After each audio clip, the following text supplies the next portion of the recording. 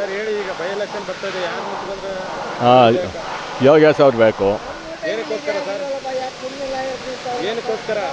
ನಮಗೆ ಅವರು ಒಂದು ಉಪಕಾರ ಮಾಡ್ತಾರೆ, ಒಳ್ಳೇದು ಮಾಡ್ತಾರೆ, ಅದಕ್ಕೆ ಮಾತ್ರ ಅವ್ರು ಬೇಕು. ಕೆರೆಗೆಲ್ಲ ನೀರು ಬಿಡ್ತಾರೆ, ಅವರಿಂದ ಉಪಕಾರ ಆಯ್ತದೆ ಜನಕ್ಕೆ, ಅದರಿಂದ ಬೇಕು. ಡಿ ಕೆ ಶಿವಕುಮಾರ್ ಇಂದನೇ ಯುವ ಬರ್ತಾ ಇದ್ದಾರೆ, ಅದ್ರ ಬಗ್ಗೆ ಏನು ಹೇಳ್ತೀರಾ? ನಮಗೆ ಇವರೇ ಸರಿ.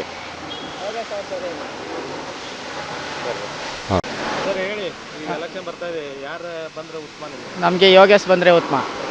ಯೋಗೇಶ್ ಅವರು ನಮಗೆಲ್ಲ ಅಭಿವೃದ್ಧಿ ಚೆನ್ನಾಗಿ ಮಾಡಿಕೊಟ್ಟಿದ್ರು. ಅವಾಗ ಅವರು ಏನೋ ಕಾರಣಾಂತರಕ್ಕೆ ಸೋತೋದ್ರು. ಈ ಸಾಲಿ ಬಂದರೆ ಅವರ ಗೆಲ್ಸಿವಿ ಗ್ಯಾರಂಟಿ. ನಮ್ಗೆ ಯೋಗೇಶ್ ಅವರೇ ಬೇಕು. ಈಗ ರಾಮನಗರ ಜಿಲ್ಲೆನ ಬೆಂಗಳೂರಿಗೆ ದಕ್ಷಿಣಕ್ಕೆ ಸೇರಿಸಬೇಕು ಅಂತಾರೆ, ಅದು ಸರಿನಾ ತಪ್ಪಾ?